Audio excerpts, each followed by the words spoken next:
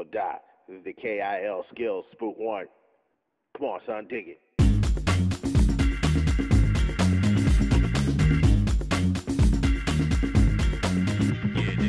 Je suis Ludovic Naudier, fondateur de la société Viséo Conseil, qui a créé le prix élu Service Client de l'année en janvier 2007. L'élection du Service Client de l'année, c'est quoi le concept, comment ça marche? Tout simplement, on propose aux entreprises françaises, une fois par an, de participer à un concours. Ce concours leur permet de faire tester la qualité de leur relation client sur 10 semaines. Alors, c'est de la relation client à distance. On fait 150 appels téléphoniques, 50 remplissages d'emails ou formulaires, 10 navigations Internet et 5 contacts sur Facebook. Un client mystère, ça veut dire quoi? Ça veut dire qu'on va acheter un bien, qu'on va consommer un service, qu'on va avoir une question d'avant-vente, une question d'après-vente, une question sur la mise en marche d'un produit, comme un vrai client. À chaque fois, on va noter de 9 à 16 critères. 0 critère non respecté, 1 critère partiellement respecté, 2 critères à 100% respectés.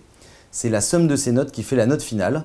Et donc, le gagnant dans sa catégorie, c'est celui qui a la note la plus élevée, si cette note dépasse 11,5. Donc, il y a 2 critères pour être lauréat. Être le premier de sa catégorie et avoir une note supérieure à 11,5. L'objectif pour les entreprises de participer à l'élection du service client de l'année, il est multiple. La première des choses, c'est déjà la motivation des collaborateurs, fédérer les énergies, faire progresser l'entreprise. Beaucoup d'entreprises nous disent j'essaye de m'améliorer en relation client, j'aimerais déjà savoir à l'instant T où je me situe, comment je peux faire pour progresser, qu'est-ce que les clients aiment chez moi, qu'est-ce que les clients voudraient que j'améliore. Donc le premier objectif déjà, c'est de pouvoir se benchmarker, s'auditer et de savoir comment on se situe par rapport à sa catégorie et à l'ensemble des participants. Le deuxième objectif, c'est aussi motiver ses managers, motiver les entreprises qui utilisent des prestataires pour faire la relation client et on leur donne des objectifs à atteindre, soit progresser d'1, 2, 3 points, soit faire évoluer tel ou tel critère. Troisième objectif, c'est savoir si les formations qu'on a données à nos collaborateurs, elles sont utilisées, elles ont été utiles. D'une année sur l'autre, les participants voient leurs notes en fonction des critères fluctuer. Donc ça leur permet d'identifier soit les plans de formation à mettre en œuvre sur les années à venir, soit les plans de formation qui ont fonctionné. Et évidemment, pour le lauréat, s'il y en a un dans la catégorie, c'est l'occasion de pouvoir montrer auprès du grand public toute l'attention qu'il porte à ses clients, à ses prospects et toutes les choses qu'il met en œuvre pour les satisfaire le plus possible. L'élection du service client de l'année s'adresse par définition à toutes les entreprises en France qui proposent un bien ou un service. Après, on va dire qu'il y a un écrêtage qui est dû à la taille des entreprises. Par définition, nous réalisons 215 tests clients mystères. Il faut donc que l'entreprise ait un service client. Il faut qu'elle ait aussi un service client avec une certaine taille. Si demain on teste une entreprise où une seule personne répond au service client et où ça représente 3 contacts par jour, on va représenter un flux significatif. On va même désorganiser l'entreprise. Donc effectivement, les entreprises qui participent vont de la très grande entreprise multinationale qu'on connaît tous à des très grosses PME. On a pu voir les années précédentes des entreprises comme Photobox participer ou Poweo Direct Energy. Ce sont des entreprises qui réalisent un chiffre d'affaires aux alentours de 30 ou 40 millions d'euros de chiffre d'affaires. L'origine et l'histoire, elle est encore une fois de l'élection du service client de l'année très simple. L'idée, il existait déjà des prix. Mais à chaque fois, quand on gagne des prix, on est toujours curieux de savoir comment ça a été fait, quelles informations je vais en tirer. Et nous, on n'était pas convaincus par les méthodologies qui étaient utilisées. La deuxième chose, il existait aussi des prix qui étaient plutôt business to business, qui s'adressaient aux professionnels.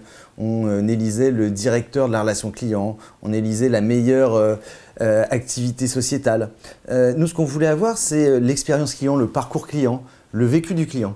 Donc c'est pour ça qu'on a mis le consommateur au cœur de la méthodologie, qu'on a décidé de faire des tests clients mystères et que derrière, avec chacun des participants, on leur remet un rapport et on va le débriefer avec eux, on va leur expliquer leurs résultats.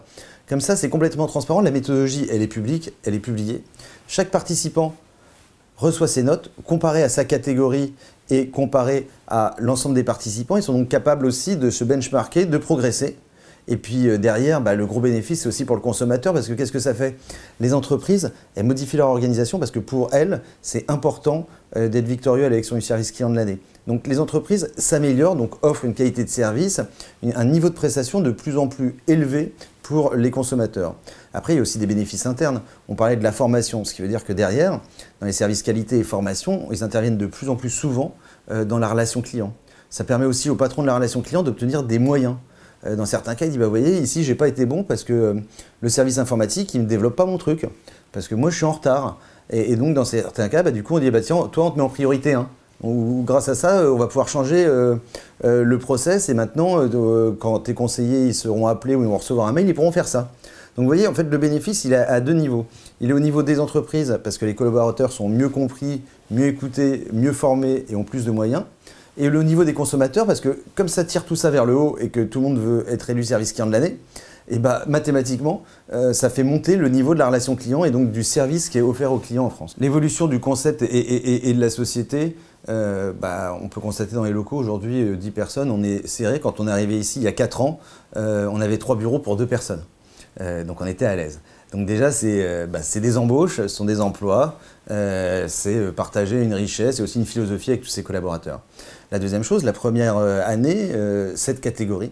Cette année, on est à 33 catégories testées. Dans chacune des catégories, il y a de 3 à 7 participants, entreprises qui sont testés. Et puis le concept, il s'exporte aujourd'hui. On a commencé par l'Espagne, là on attaque la 3e édition. Cette année, on va ouvrir l'Allemagne, le Royaume-Uni et une dizaine de pays sont en préparation pour les 5 ans à venir. L'avenir pour élu service client de l'année, c'est la consolidation en France. Aujourd'hui, on arrive sur un marché qui est à peu près mature, donc on va continuer à progresser, mais on ne connaîtra plus les croissances à 30 ou 40% qu'on connaissait les autres années. Donc on va consolider nos positions et on va travailler sur la notoriété de la marque, qui aujourd'hui est à peu près à 40% de taux de notoriété. On a l'objectif de la faire doubler dans les années qui viennent. Demain, c'est aussi du nouveau business, donc c'est déployer ce concept qui n'a pas encore été utilisé dans des nouveaux pays. L'Espagne a été le pays test depuis 2 ans, ils en sont à la 3e année. Cette année, on va ouvrir donc le Royaume-Uni, l'Allemagne et une dizaine de pays sont en préparation pour les années à venir.